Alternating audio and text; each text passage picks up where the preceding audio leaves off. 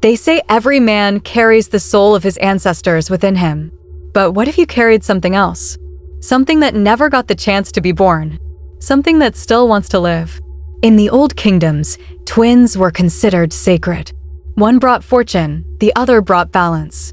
But when a child swallows his twin before birth, the elders say the world tilts. And sometimes, the swallowed one refuses to stay silent. Kwame was born alone. His mother had felt 2 heartbeats in her belly during the early moons of her pregnancy. The village healer confirmed it. Twins. The whole village prepared for a double blessing. They sang songs. They wove 2 cradles. They prepared 2 names. But on the day of birth, only one child emerged. The healer examined the afterbirth and found traces of what once was. She looked at Kwame's mother with eyes that held ancient knowledge. The strong one consumed the weak one, she said quietly. This happens sometimes in the spirit world before birth. Your son will carry his brother's essence forever. Kwame's mother wept. Not from sadness exactly, but from a fear she couldn't name. For 23 harvests, Kwame lived a normal life. He learned to hunt. He helped his father tend the yam fields. He laughed with his friends at the market. He fell in love with a girl named Amma who braided her hair with cowrie shells. He never thought about the brother he absorbed. Why would he? That brother never drew breath, never opened his eyes, never existed outside the darkness of the womb. But on the night of the new moon, everything changed. Kwame woke to a voice. Not a voice from outside his hut. Not a voice from the forest or the village paths. This voice came from inside.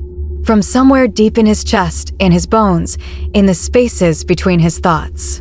Brother, the voice said. I've been waiting. Kwame sat up. His heart hammered. He looked around his dark hut. Nothing. No one. Who's there? He whispered. You know who I am, the voice replied. I've always been here. Growing. Learning. Watching through your eyes. Living through your body. But now I want more. Kwame stumbled outside. The night air did nothing to clear his head. He thought perhaps he'd eaten bad palm wine or breathed smoke from a tainted fire. But the voice followed him. I was supposed to be born too, it said. I was supposed to walk in the sun, to feel the rain, to taste food, to touch a woman's skin. You stole that from me. I didn't steal anything, Kwame said aloud. I was a child in the womb. I didn't choose this, but you took it anyway. And now I want what's mine. Kwame didn't sleep that night. He sat by the dying embers of his fire, trying to convince himself he'd imagined everything. By morning, he almost believed it. Then the voice came back. Stronger this time. Kill the goat, it said while Kwame walked to the stream. The brown one with the bent horn. Kill it and let me taste the blood. Kwame froze. No, I'm hungry, brother. So hungry. I've been hungry for 23 years. Feed me. The voice faded, but left a terrible emptiness in its wake. An emptiness that felt like starvation. For 3 days, Kwame tried to ignore it. He worked harder in the fields. He visited Amma and held her hand. He helped his mother grind cassava. He did everything to fill his mind with normal things. But the voice grew louder, more insistent. The goat, it whispered while he slept. Just one small life. What harm could it do? You eat meat all the time. This is no different. On the 4th day, Kwame found himself standing over the brown goat with the bent horn. His hands gripped a knife. He didn't remember picking it up. Didn't remember walking to the animal pen. The goat looked at him with soft eyes. Kwame dropped the knife and ran. He went to the village healer. The old woman listened to his story without surprise. She'd seen this before, she said. Not often, but enough times to know the signs. The absorbed twin spirit has awakened, she explained. Sometimes it happens when the living twin reaches full manhood. The spirit realizes it will never have its own body, never have its own life, and it becomes desperate. How do I make it stop? Kwame asked. The healer mixed herbs in a clay bowl. She drew symbols on his forehead with white chalk. She sang prayers to the ancestors. She burned sweet-smelling bark and made Kwame breathe the smoke. Nothing worked. The voice came back that night, angrier than before. You tried to silence me, it hissed. You tried to kill me again. But I won't go away, brother. I can't die because I was never truly born. I exist in the space between living and not living. And I'm tired of being nothing. Kwame covered his ears, but the voice came from inside. Listen to me carefully, it continued. I will give you no peace. Every day I will grow stronger. Every day I will demand more. First it was the goat. Tomorrow it will be something bigger. Then bigger still. Until you give me what I need. What do you need? Kwame shouted into the darkness. The voice went quiet for a long moment. When it spoke again, it sounded almost sad. I need to feel alive, it said. Even if just for a moment. Even if through you. The demands started small. The voice wanted Kwame to climb the tallest tree in the forest. To dive into the deepest part of the river. To run until his lungs burned and his legs gave out. Kwame did these things. Partly from fear. Partly from a strange guilt he couldn't shake. This was his brother, after all. Or what should have been his brother. But small thrills weren't enough. More, the voice demanded. I want more. It wanted him to steal from the market. To start fights with other young men. To lie to Amma. Each act brought a moment of terrible satisfaction that wasn't quite Kwame's own. A satisfaction that tasted like ash. The village began to notice. Kwame, who had always been kind and steady, now seemed troubled. His eyes looked distant. His hands shook. He muttered to himself.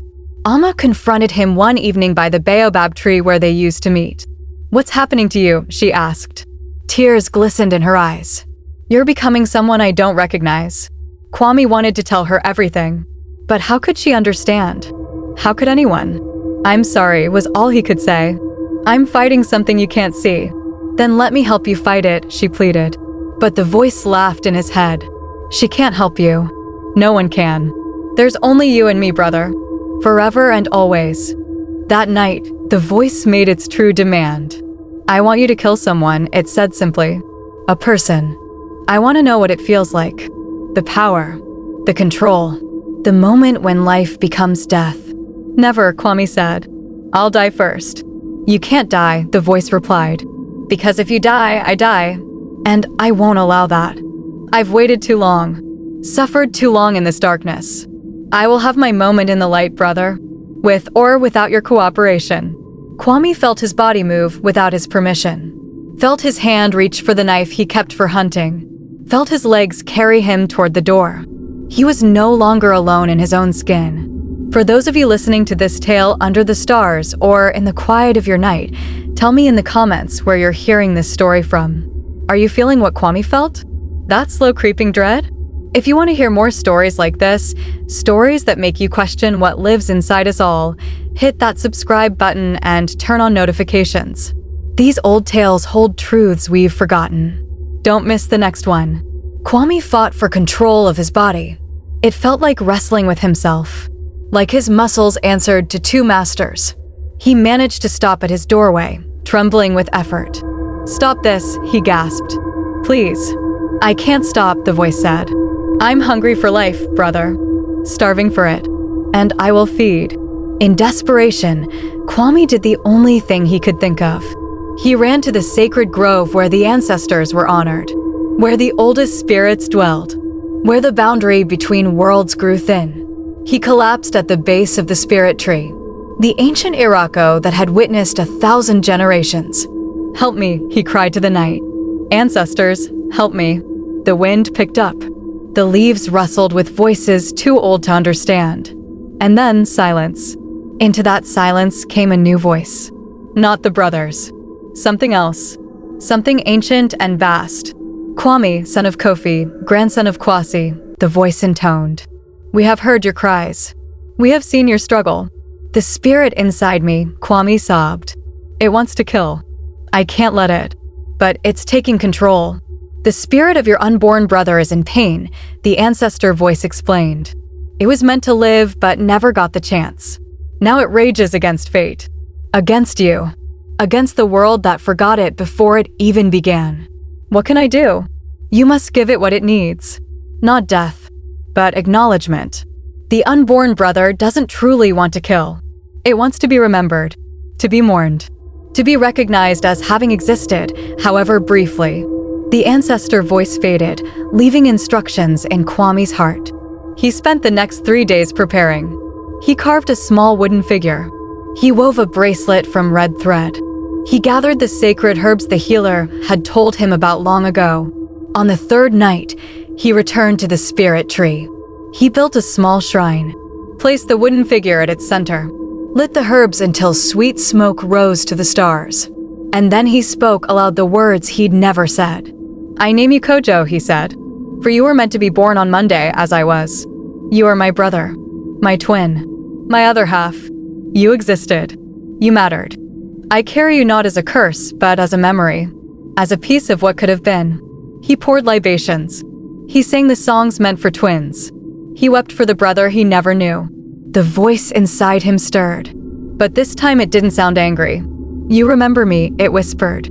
"You see me." "I see you, Kojo," Kwame said. "I always should have. I'm sorry it took me so long." "I was so angry," the voice said, and now it sounded young. "Scared. Lost. I didn't understand. I thought you stole my life. But you didn't choose this either, did you?" "No," Kwame said. "We were both victims of fate." "I'm tired, brother," Kojo's voice grew softer. "So tired of being angry, of being afraid, of wanting what I can never have." "Then rest," Kwame said gently. "Rest in me. Not as a parasite or a curse, but as family. As the brother you were always meant to be." The presence inside him shifted, changed. The desperate hunger transformed into something else. A warmth. A companionship. "Will you remember me?" Kojo asked. "Even when I'm quiet?" "Always," Kwame promised. "I'll visit this shrine. I'll speak your name. I'll honor the twin I should have known. You won't be forgotten again." The voice sighed. A sound like wind through grass. Like water over stones. Like peace after a storm. "Thank you, brother," it said. "Thank you for letting me be real, even if just in memory." And then silence. True silence. Not the silence of absence, but the silence of completion. Kwame felt the presence settle deep inside him. No longer fighting. No longer demanding. Just there. A quiet companion. A reminder that some lives are lived in whispers rather than shouts. He returned to the village at dawn.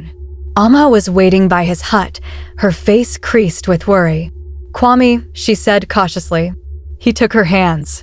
"I'm back," he said. "The storm has passed." She studied his face and saw something had changed. The haunted look had faded. In its place was a strange kind of peace. "What happened?" she asked. "I made peace with a ghost," he said, and learned that sometimes the dead just want to be remembered. Kwame lived the rest of his life with Kojo's presence inside him. But it was different now. On quiet nights, he would feel a gentle stirring, a reminder he was never truly alone, that he carried within him a life that never got to bloom. He taught his children about their uncle they never met, the twin who existed only in spirit. He made offerings at the shrine every new moon. He spoke Kojo's name so it wouldn't fade from the world completely.